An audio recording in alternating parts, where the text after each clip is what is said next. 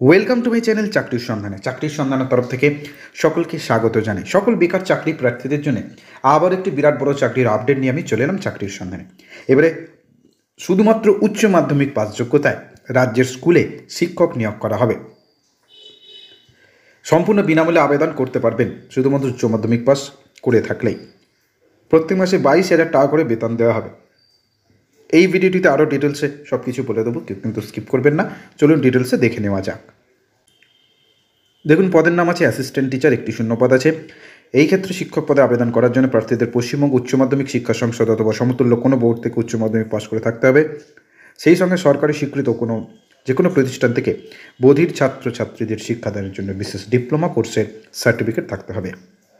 অর্থাৎ যারা শারীরিকভাবে অক্ষম, অর্থাৎ কানে শুনতে পান না, অর্থাৎ প্রতিবন্ধী ছাত্রছাত্রীদের পড়াতে হবে।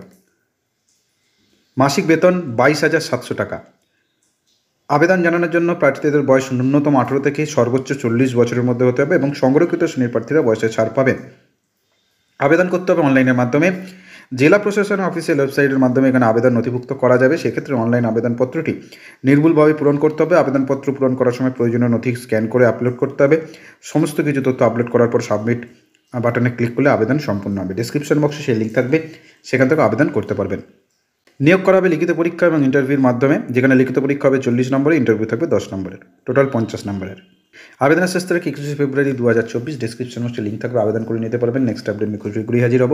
সকলে ভালো থাকবেন, সুস্থ থাকবেন। জয় হিন্দ, বন্দে মাতরম, জয় জবান, ভারত মাতা কি জয়।